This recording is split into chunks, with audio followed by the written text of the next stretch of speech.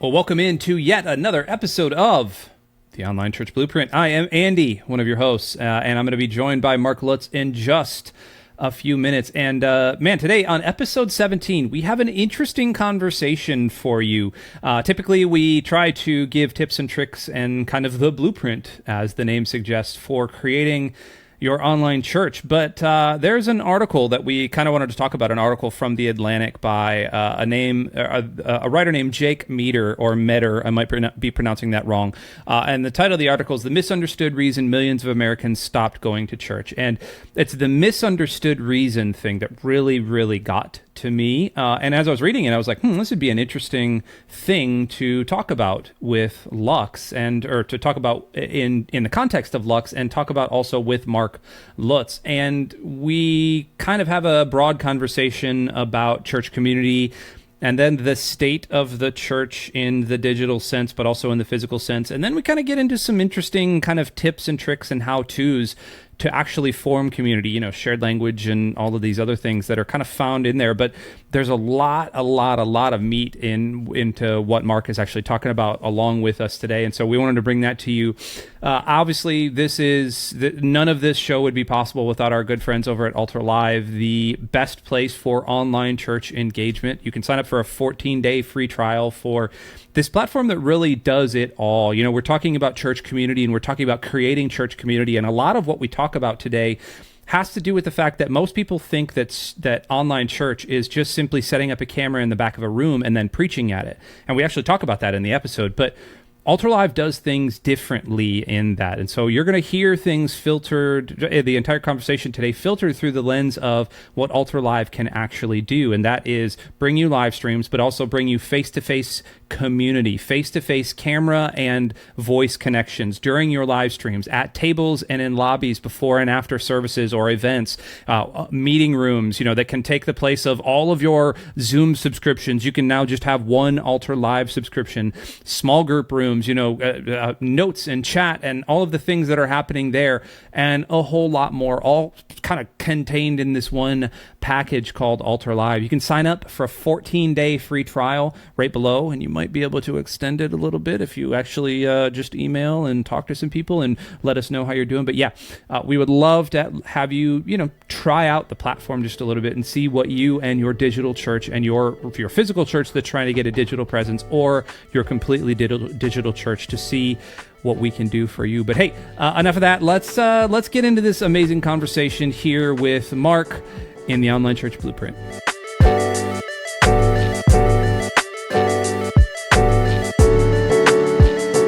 We're back for yet another episode of the Online Church Blueprint. Hello and welcome. I'm Andy. That over there, wherever I have you on screen, is our good buddy Mark Lutz. Mark was just talking about the fact that he is going to buy Pokemon cards with his, what is she, 5? His 5-year-old daughter? 6. So 6-year-old daughter. Turned 6 in May. She turned 6 in May. She loves Pokemon. She was playing Pokemon with me at 5 years old. I started teaching her how to play before she could read the cards. And now, now we play together. Not real often. We actually haven't played together like this whole summer. We played together in June, and then I've just been gone so much we haven't played together. So we're gonna go get some new cards today and go play for a little bit, which would be dope. Have you introduced her to any of the iPad game stuff there, like any of the online trading card stuff? No, none of the online stuff. That's too much. That's too much. Like, we need to be at a pace where I can explain the cards to her and we can read and play together. But eventually, one of the nice things about Pokemon is you can redeem basically everything that you buy in the digital game. Yep. So eventually she'll be able to play on our digital client, and her and I can, pilot decks together there against other people. So does she have friends that play? No, I don't think so. I mean, she's 6, so she does have friends, but it's like our next door neighbor she definitely does not. Yeah. Friends at that point are kind of an ephemeral thing. They're just kind of like, oh yeah, my best friend Jimmy. Well, what's Jimmy's last name? I don't know. Well, how's he your best friend? It's a proximity thing at that point. I very much remember that. My kids' best friends were changing. It felt like every 3 weeks. I remember specifically my daughter, who was in 3rd grade at the time. Oh yeah, my best friend Laura. We're going to go ride horses together. Cool. And then we had them both in horseback riding for a little bit. And then Grace never knew Laura's last name. And so trying to connect with the dad was impossible. Like, because I couldn't call him Mr. Couldn't something. find him. Yeah. I couldn't find him. I couldn't call him, hey, Mr. Wilson or whatever his last name was. And so it was just like, hey, this is Grace's dad. All of our text messages were just, hey, this is Grace's dad. Welcome. We're happy to have Laura coming to do horseback riding. Speaking of that, we actually just dropped our son off at college yesterday. This is his second year. He's like technically a junior, but he had his first big boy apartment, and this is like the real deal. Like he has to sweep it. Oh, dude. Well, hold on. I'll get to that story in a second. But like this is like the time. Like this is not a dorm. This is an apartment, and both the crushing realization hit more my wife than me within the last week. Of he's not coming back. Like this is it. He's moving out, and of course he probably will, given the state of the world right now. He will probably end up moving back in with us at some point, but.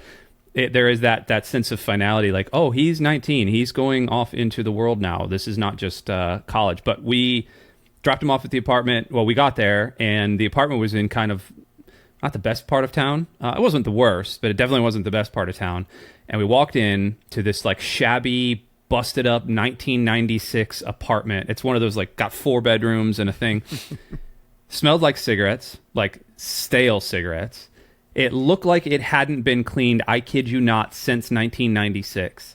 And, like, we're supposed to move him and drop him out. Like, we walk into the bathroom. The bathroom had mold and Q-tips and, like, hair from parts of bodies that we don't want to talk about. And the toilet seat was broken and kind of, like, brown. It was supposed to be white. And his bedroom had, like, you could tell somebody was smoking in there for a long time because on the fan and on the vents, it had, like, black everywhere, like like tar and soot.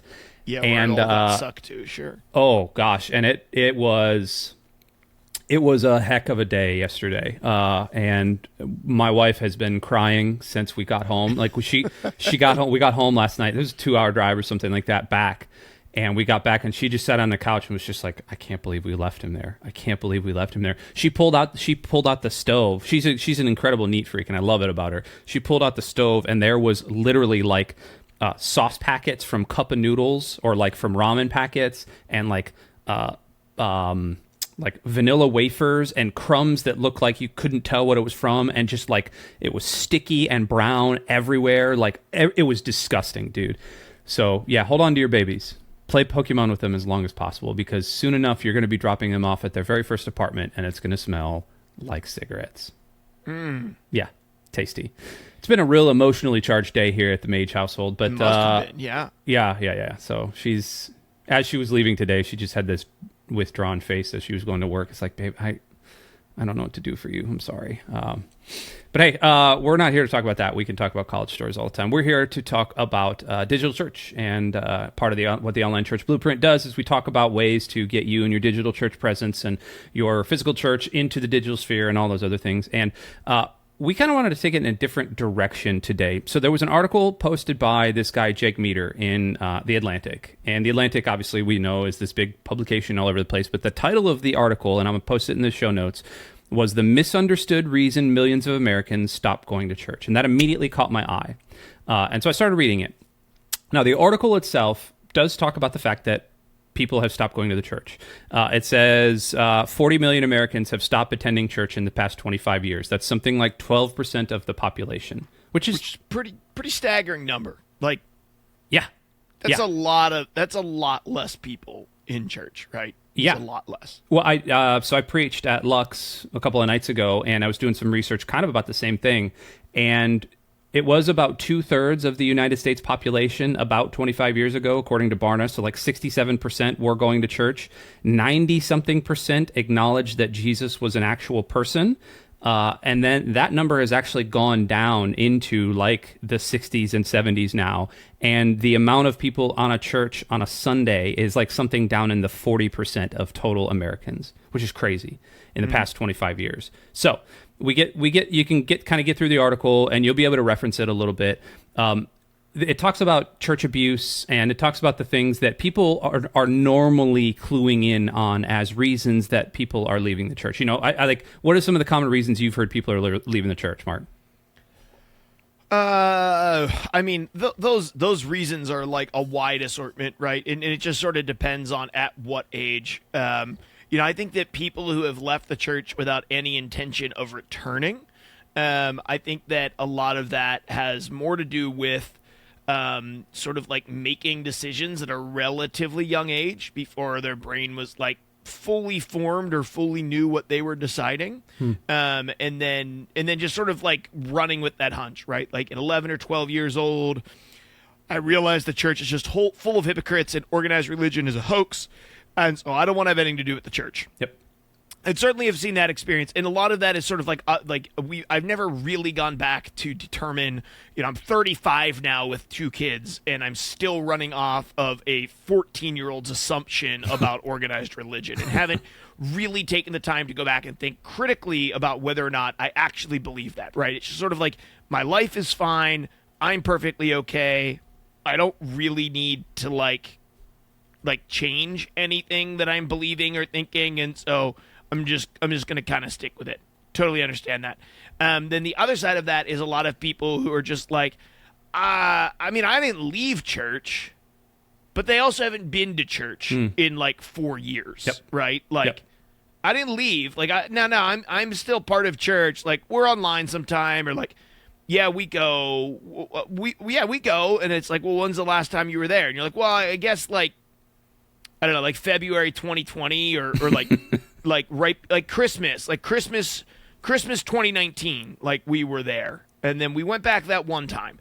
So that's been my experience mostly with people, is that it really isn't a matter of like, I guess there's some level of church hurt and deconstruction, right? I guess maybe the other vein of that is people who are like who have gone through like full blown deconstruction, are in their maybe 20s, early 30s, something sure. like that. Sure. And interestingly enough, this article kind of tackles that. So the main thesis of what this article is talking about is, and I'll read this right now, it talks about a book that was written, yada, yada, yada, and it says that the book shows that for most Americans who were once part of churches, because we can assume that, we're talking about that kind of mid-millennial age, sort of like our age range right now, although I'm turning 40 in a couple weeks, but like, that our age range up into like 45 and 50 years old right now, currently in 2023. And it says the book shows that for most Americans who were once part of churches but have since left, the process of leaving was gradual. And in many cases, they didn't realize it was even happening until it already had. It's less like jumping off a cliff and more like driving down a slope, eventually realizing that you can no longer see the place that you started from, which I thought was incredibly interesting. Because a lot of times you do hear the big bombastic stories. Oh, like you were talking about, like, I realized they were hypocrites and I just left. It was kind of like a cold turkey, like there was before church and after church. Not the sort of the kind of the second story you were talking about, like, yeah, I still go to church, but I haven't been since, it was 2.5 years ago was the last time. That's the gradual driving down the hill.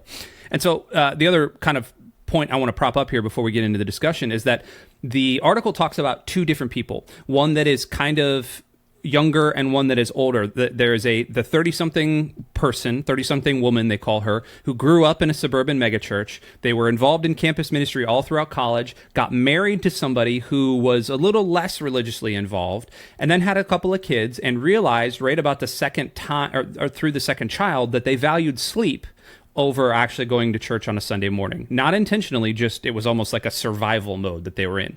You and I think, know tons of those type of people. Like they're not absolutely. They're not intentionally trying to leave church. They're trying to survive. So there's that person. Or like they're there, right? They're there, but like the average attendance is like once every 3 to 4 weeks, right? Right. And so if that's average, let's just say if that's average and you have a core group that are there every single week for church still, then that means that this lady doesn't come once every 3 to 4 weeks, right? To average out between her and the people who are there every week, she comes once every 3 months, right? She's there once a quarter, probably. Right. So that's we all know tons of that type of person. We also all know the second type of person, kind of the other part of this template, where a person entering mid-career, working a 60 or 70-hour work week, having to commute 10 to 15 hours a week already, and then most of their waking time is already accounted for. On a weekend, they fully intend, like, man, I need to go to church. Like, that's the good thing to do. That's the proper thing to do. But a friend who they haven't seen in a while because they've been working so much invites them out to brunch on a Sunday morning, and that friend wins out. And like, we both know that type of person too. Absolutely. And so this is the reason that people are becoming de-churched, is what he says. And so the value proposition there of church is less than friends, is less than kids, of course, because that's just how our value system works for most of us. And so there is a solid selling point here, where the author turns it and he says, but a vibrant, life-giving church requires more, not less, time and energy from its members. It asks people to prioritize one another over a career, to prioritize prayer and reading scripture, over accomplishment. This may seem like a tough sell in the area of de-churching. If people are already leaving, especially if they're leaving because they feel too busy and burned out to attend church, why would they want to be part of a church that asks so much of them? And that's the common question that I think a lot of church leaders are asking. Here's the kicker. He says, although understandable, that isn't quite the right question. That's not the right question to be asking. The problem in front of us is not that we have a healthy, sustainable society that doesn't have room for church. The problem is that many Americans have adopted a way of life that has left us lonely, anxious, and uncertain of how to live in community with other people. And that was the thing that I think we should be able to talk about today, because digital church, if for all of its things that people level at us, it has this ability to create community for other people. And so, Mark, I guess first off, like, let's jump into the deep end here. When you hear something like that, the question that most church leaders are asking, how do we get people to get involved, and how do we do all these other things, but instead understanding it in the root of, no, we're just not equipping people for community. How does that strike you right off the bat? Well, I think that the whole conversation around, I think like the situation that they gave is super common, right? Yeah. People are stressed out. They're anxious. They have a lot going on. If they have kids, there's competing schedules, right? And they just don't ultimately want to give the time slot. I think that people are lonely. But their desire, that they don't understand, and the church doesn't do a very good job educating on how hard community is. I think we come out of situations where we have fabricated and forced community inside of public education and then higher education. And then I think we come out the other side of that, and people just sort of assume that community just happens, right? That's not really something that you have to work at or be intentional with or build or sacrifice for. Like, friends are just supposed to happen, right? Wherever you do life, friendship happens. But intentional and life-giving community takes a high level of intentionality and tremendous sacrifice. And I think for us, like for church, we're not very honest about that. I think that in church world, a lot of times we're like, we'll just join a small group. We'll just do this. We'll just do that. We want you to have good friends here. We want you to have community. It's important. And people just assume that, okay, well, if I show up to church once in a while, that's supposed to happen for me. And they just don't feel very connected to people there, right? Because, I mean, statistically speaking, right, you have like the first 3 or 4 weeks for someone to get to know somebody well enough at your church that they would tell them if their dog died. And if that happens, then there's a pretty good chance that person will return. But most people never get to that point, right? Some people attend churches for years and they never really get to the point where they would be honest with somebody about the fact that their dog died. And I think that obviously that's a problem, but I think part of the problem is that we try to point to the fact that maybe even as pastors, we're not even always acutely aware of that, of like how hard community actually is to develop. It takes substantial sacrifice. There are things that you have to give up in order to have healthy, robust, like supportive communities around you. There's relationships that you can't participate in. There's money that you can't make. There's hobbies you can't pursue. Because in the world that we live in, especially in America, right, there are more opportunities than there have ever been. There was a time when And I just came back from Uganda. It makes sense that most Ugandans end up in church on Sunday morning. Not most, but like most Christians who are in Uganda. Why? Well, there's not many other things to do, right? There's not a lot of other opportunities. They don't have a show to catch up on, right? They don't have, like, they're not running out to this store to grab that thing. There's not this sporting event, right? Yeah, you go to church, and 50 years ago, that was still the case in America. And nowadays, that's not, right? Like, time is at a premium. Martin Luther said that the last conversion of a person is their pocketbook. It's like mind, heart, pocketbook, or whatever. And I would say that in 2023, the last conversion is the schedule, right? People will actually write. Most people in America have more excess and expendable money than they do excess and expendable time. And so most people in America would rather write you a check than, at least suburban America, would rather write you, I say most, it's just like my personal experience, right, in suburban and rural America. Sure. Would rather write you a check than give you a spot on their calendar. And so I think that's a very real issue, right? Like, we have churches with a lot of money now, but with people who are really low commitment level. And then I think that problem is exasperated by digital space, right? Because now I can do church and check the mental box that says I've done church, or I can listen to the sermon on the podcast from the week before or whatever, and I've still done the church, but I don't have to deal with any of the guilt or pressure of sitting through announcements or talking to someone afterwards or passing the plate. And so, right, and this is what we talk about with Christian consumerism, right? Christians are really there just to consume. And I think that a lot of pastors right now, pastoring physical churches, are saying, yes, and online and digital space increases the likelihood and the intensity of that consumerism. And my response is, that's not what's increasing consumerism. What's increasing Christian consumerism is that the church consistently makes consumeristic products.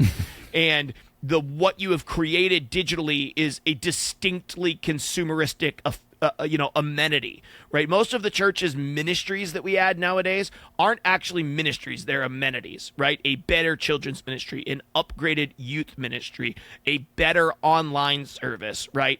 More comfortable seats. We're like just trunk or treat, right? We say that they're ministries, and they sort of are, but in many ways they're just amenities for the people who are already consuming our content. And churches are they're just master content creators. They're just master content creators, right? Drawing hundreds and hundreds of thousands and millions of dollars and hundreds of thousands and millions of people in the United States alone. And really all that they're doing is propagating and putting out content. Now, content is part of discipleship, but all of us know who live in the church world for any length of time that content outside of like genuine relationship is very rarely results in discipleship.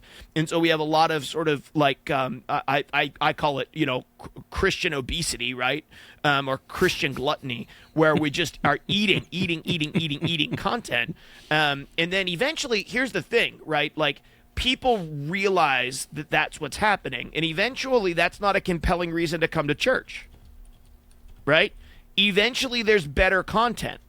I mean, no offense, I like going to church like the next person, but most weeks, if I have the choice between watching YouTube videos about Destiny 2 on a Sunday morning or watching an online church service, I'm going to watch Destiny 2 videos because it's content that I care about and that I want to engage with and actually cares that I'm on the other side of the screen, whereas most church services that are online simply don't. And honestly, most church services that are in person don't. Why is it then that... You made a very interesting comment, and I'm gonna go off book here for a second. But you talked about Christian gluttony. You talked about digital churches creating products that really don't care about who you are on the other side of the lens. Yet we have millions and millions and millions of people following influencers and following people on all of the social media platforms. Like I'm not going to talk about the evils of social media because I don't necessarily think it's evil. I just think it's used in evil ways. But you get all these people that are then jumping into Discord servers and jumping into conversations and things that are actually creating community over what would essentially be considered vapid, baseless things that people are just talking about online. Why is it that people outside of the church are so good at this, but people inside of the church, especially in some digital church spheres, are terrible at creating that community? It's really interesting. I think that there's a couple of reasons for that. Christians have really yet, especially in digital space, but certainly in physical church, right, are yet to put down sort of the aggressiveness of their agenda for other people's lives. And so I'm not right. I'm not saying that every organization doesn't have an agenda, right? So let's just draw an example. I'll go ahead really quickly. I'm going to go ahead and pull up Twitch, and I'm going to go grab a larger streamer here that has some people playing. Ninja's a great example. Ninja is a Fortnite streamer, is one of the biggest streamers in the world. He's currently streaming to 8,638 people. This is small for him. He used to stream to almost 100,000 plus. He has 18.6 million followers. He's the most influential streamer to ever be on the internet. You can go on right now and see what he's doing. I'm sure that there's a Discord server, and here we go. I can click it, and I can join the Discord community. Just as a heads up, there's 45,000 members in his Discord community and 5,066 people who are online right now. Jeez. So let's just, what was that? I said, geez. Yeah. So just examining, okay, Ninja, I'm not going to stay in his community, but let's just say hypothetically, Ninja has this community and he's been able to draw a massive crowd. Now he's sort of cream of the crop and some of the pinnacle amongst amongst streamers, period, right now. So let's say, why isn't the church able to develop community and develop spaces like this? Well, I think part of the reason for that is that, Ninja certainly has an agenda for my life, right? He would like me to watch his content. He would like me to watch his content every day. He would like me to click the sub button and give him $2.50. He would also really like for me to donate to him, probably. He'd probably like for me to be involved in his chat and join his Discord server. But there's no point in that Ninja's expectation of me is that I am going to shift the core functionality of my beliefs to his core function beliefs, right? Like the things that actually drive his worldview. He hopes that I'll just come and involve myself in some way. And I want to get better at Fortnite, let's say. So I'm going to get something out of being part of his community. So I'm going to go and be part of it. Now, this could be with a large streamer, small streamer, digital church, whatever. Now, let's then examine what the thing is with physical churches. Physical churches, especially ones that are really good at it, let's just look at mega churches or giga churches, right? Typically are very, very good at processing people, right? The moment you come through the door, you show up, we have an agenda for your life, right? We have our first agenda is you're going to get welcomed by these 6 people on your way through the door. Your next agenda is that you're going to be pulled into a place of worship where you're going to experience the presence of God. Our next agenda is that you're going to listen to an engaging sermon that's going to eventually, make you think differently or transform your life. My next agenda is you're going to stop by my Next Steps booth and you're going to give us your personal information so that we can send you a letter or an email. Then on the way out, my personal agenda is that you're going to be feeling welcomed on your way out. And there's really not ever a point in which maybe I'm offering you something, but for the most part, I'm not. I might be offering you comfort, maybe a place for your kids to hang out and have a lot of fun. There's maybe some amenities that are involved in that, but there's never really a point in which I'm coming because I want to be engaged with you and I have a personal issue or thing that I feel like I can connect with you on. And now great churches sometimes do that really well, but if you just think about the basic concept of engagement pathways and sort of assimilation processes for getting people involved in your church, we have really, really strong agendas for people's lives. We want them to change the way they think. We want them to change the way they believe. We want them to change where they spend their time. We want them to change where they spend their, Sunday mornings, their Wednesday nights, yada, yada, yada. And then, we also would like to change their behavior in every other aspect of their life. So we have really, really strong agendas. And the church hasn't always done a great job of not making that very apparent from the moment that you show up. I think the other side of digital community, then why churches have not always been great at it, is because churches don't actually know it's possible yet. Like, for the most part, we still think that it's either, I don't know, it's either anti-biblical or maybe it's impossible or maybe it's a little illegal. But we just don't know that this type of community exists. And these aren't just 45,000 people in Ninja's Discord and 8,987 people watching him stream simply because they're all just fans. It's because they desire connection, right? Why would you watch someone play a video game and not play a video game yourself? Well, you're looking for connection to a larger community at some point. Yeah, absolutely. the larger community thing. Let's kind of get into that. The question that this article raises is something I think we've all been feeling for a long time. In obviously churches being bad, being bad at creating community. To hear me, not being bad. I just cut my thought off there. But the idea then that digital can do something like that, as shown through Ninja, as shown through anybody in a Twitch stream or anybody doing that. How can we do that? Like, what we've talked about creating spaces for community. We've talked about using tools to create community. We've talked about that as the basis for digital church in a couple of different episodes that I can link below. But we've never actually, I don't think, talked about the nuts and bolts of the steps we need to do to actually create that community to combat this de-churching problem. So, like, what are some tips and tricks that you would give somebody listening to this, going like, I don't have a clue how to do that? Well, I think one of the things that you have to begin asking yourself is like, what tool am I going to use to actually create spaces? Because what is community? Like, let's boil it down to like, what is its core pieces, right? Well, community is a network of relationships. Is all that it is, right? I would say that a friendship is two people in relationship, right? A community would be a network of those friendships, right? Multiple people who are interconnected in different ways and developing ever deepening and broadening relationships with one another. So if you don't have any place where that could actually happen, you can't make community. And so I think that sometimes in church world, we're like, well, we have an online church service and people can say hello in the chat. Well, can you build a relationship that way? Mm-hmm. Like, as the pastor, like, go to some churches online and say hello in the chat and feel like, did you develop a relationship there? Yeah. And your answer is going to be no. And then your next response is going to be, that's because it's impossible. Right. And my response is going to be, it's clearly not impossible.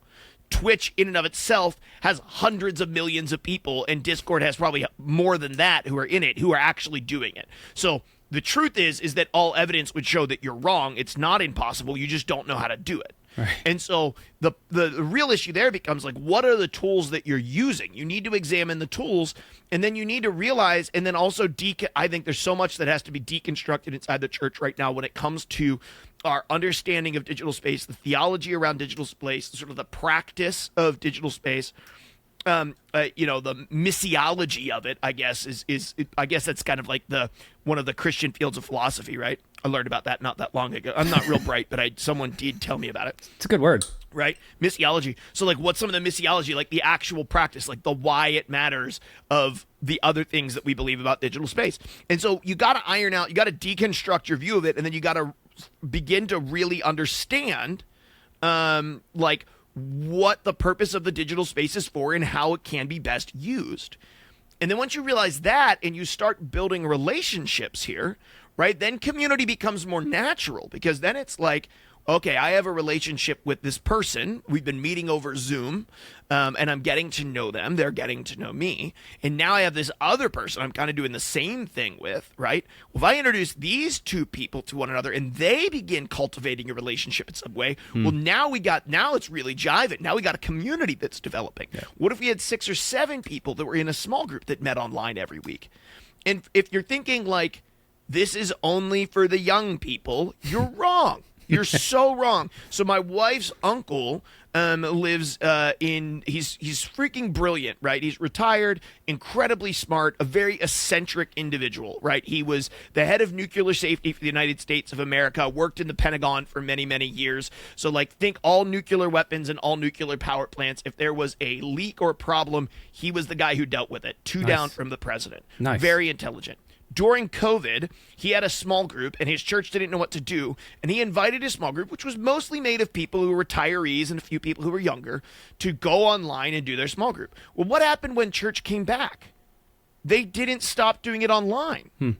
Because that's just where they built the best connections. And now there was people that, because they went online with their small group, that they invited from other states that were like friends and family members of group members, and their group had grown because they weren't just, restricted to their local community. And they've developed deep relationships with those people if they shared over Zoom. So don't think this is just for younger generation people. Know that this is how the younger generation will function. Like, know that this won't be like a one-off or like a freak thing in the next generation. The next generation pretty much, I think, universally will use digital space in this way, which is why it's going to be so central for us to understand it in order to reach them. But it also is like there's lots of people who are 60 plus who are part of our church as well, right? Yeah. Who didn't grow up with the tech and who didn't understand it right away, but are learning it and are growing in it and have found deep community as a product of it. I would also add, you talk about trying to create that network of relationships. I think you need a shared goal. I think that's something that's missed in churches a lot. The beauty of what Lux does is that there is a shared goal. Obviously, Jesus is the goal, but I think there's an interesting element also that there are, like, for example, we were just talking about a DM thread that we have with 4 of us, me, you, and then 2 other guys, because we're playing Baldur's Gate 3, this brand new game that come out, and we're doing like a multiplayer thing. It's great. But our shared goal there is to get online and hang out. That is just a small little part of the larger whole of what Lux Digital Church is, right? Like all of these things that are interconnected ideas and interconnected sort of like a shared language that we all have. Like we're all kind of nerdy and we all kind of get what we're talking about.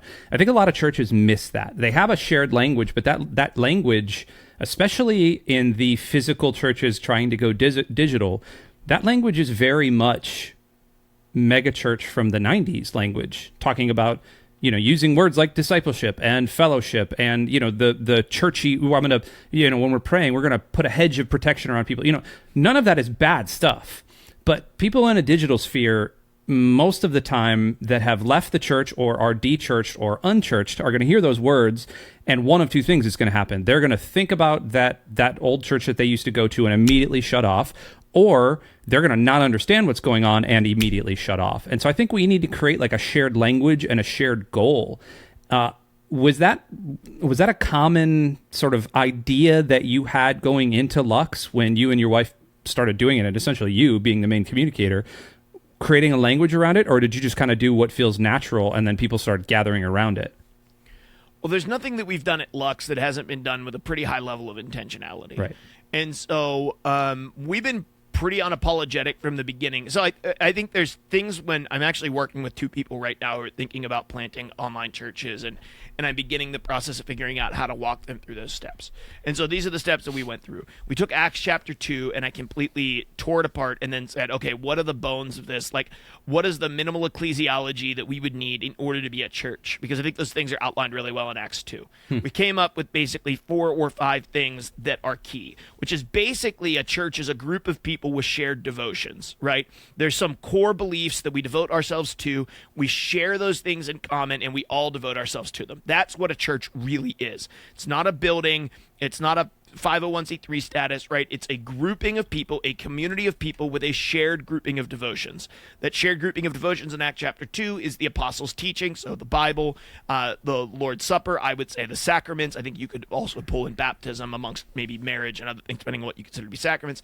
The sacraments of community, so of actually building relationships, interconnected relationships with a large group of people, to prayer, right? And then I would also say to generosity. I think that generosity is outlined in that sort of after those initial 4 when it talks about how they sacrificed and gave to one another so that nobody had a need, right? I think those 5 key devotions make up what a church is. Now, that doesn't mean that those are the only important parts of building an online community or building an online church.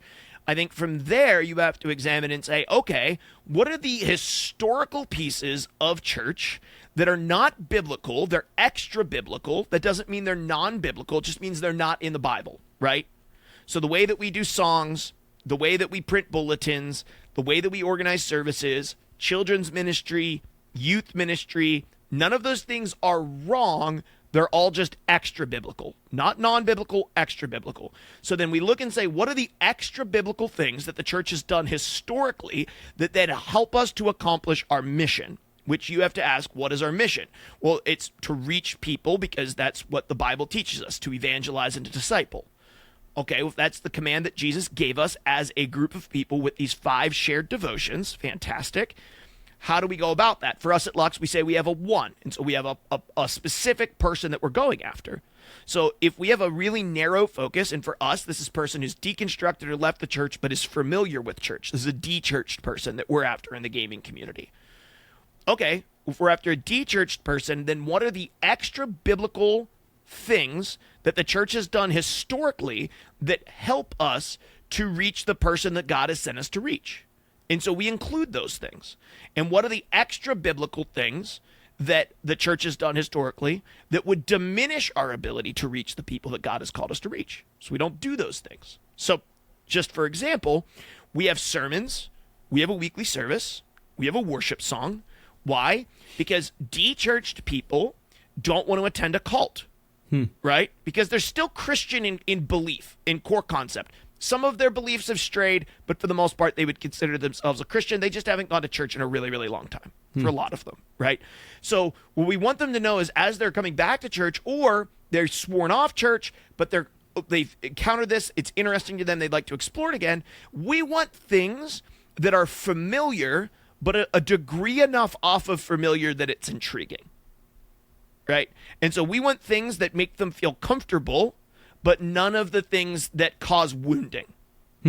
And so there are lots of things in our services and the structure of our church that are extra biblical, that don't have to be part of what we're doing, that go beyond the shared devotions of a community or a group of people. But I find them to be helpful to reach the specific individuals that God has called us to reach. Now, what this does is it opens up a world of opportunity for you in digital space. So if your church is saying, we want to plant an online campus, you don't have to use your church service on Sunday mornings and broadcast it. You can. It's extra biblical. It's not non-biblical. It's extra biblical. It is a way to devote ourselves to the apostles' teaching, but it is not the only way to devote ourselves to the apostles' teaching. It is a way to devote ourselves to prayer and community. It is not the only way. It is a way to be generous. It's not the only way to be generous. And so I think that I think the digital church opens a wide new umbrella because you don't come from pre-existing understandings of how church services go and how churches operate, and you can go to the bones and middle ecclesiology of what makes a church, and then you can take the historically extra biblical practices of the church and apply them where they are helpful for reaching the people that God has called you to reach, and not applying them in areas where it would be unhelpful or even would diminish your ability to reach the people that God has called you to reach. But you have to have those core convictions, and then you also have to understand who God's called you to reach in order to make those choices. So for us at Lux, we have a benediction. Why? Because I think that connection to church history is really, really good. I really love that aspect of our church, and I think it actually brings people in our church comfort. We don't have a confession of sins. We don't have the collective prayer. We don't have all of the liturgy. Why? Because I think that there's a higher chance that churchiness actually diminishes our ability to reach the de-churched. I don't think it's comforting. I think it's unquieting. I think it's unsettling for people. It's this is something that a church guy would say. That's a good word, brother. That's a good word right there, brother. Thanks. I went on a rant. It wasn't just a good word. It was a good rant. It was a good lots of words. The end of the article is that churches could model better, or churches should model truer, better sorts of communities, ones in which the hungry are fed, the weak are lifted up, and the proud are cast down. Such communities might not have the money, success, and influence that many American churches have so often pursued in recent years. But if such communities look less like those churches, they might also look more like the sorts of communities Jesus expected his followers to create. And I would say that Lux does not look like a common American church. It does not look like one of those churches that are seeking success and money and growth and bigger building. This is not casting aspersions on any of that stuff, because I am an employee of essentially a mega church. I understand what it takes to run one. I get the inner workings of that, but I do think that there is a community aspect that is lacking that digital can help kind of fill the gaps in around that, and not just fill it in, but I think supersede actual physical church can take care of. I think we have a greater growth possibility. Last question from me. Where do you see all of this type of de-churching movement going in the next 5 to 10 years as it sits right now? Do you see it just further declining in physical attendance and then digital attendance rising? Do you see a decline overall across the board, especially in America? Like, what strikes you as the pastor prognosticator that you are? I think that we're just going to see a steadily increasing slope. I think it's going to continue to trend in the way that it's trended, and I think it's going to increase in that trend. And I think that we will see people less and less inclined to attend digital services. And I think the main reason for that is because our digital services, by and large, when people think of online for a church, they don't think of what we're doing. They think of what 90% of churches, 99% of churches who are online are doing, which is putting a camera in the room, saying hello to the camera. If you're Craig Rochelle, making eye contact with the camera maybe 3 or 4 or 5 times throughout the service, or maybe the entire way through the service. Neither here nor there. I think what we'll learn is that, right, the digital space is very crowded for your time, for your energy. And what you're going to see is that not only was the church behind before COVID, but the church isn't innovating post-COVID. And the rest of the world is. Like, the rest of the world is learning how to make increasingly engaging live content. Yep. They haven't slowed down, right? Post-COVID has accelerated them. And, I mean, just look, go on Amazon right now. Notice what Amazon has right now on their front page all the time. They have a live stream all the time of people showcasing clothing and products 24/7.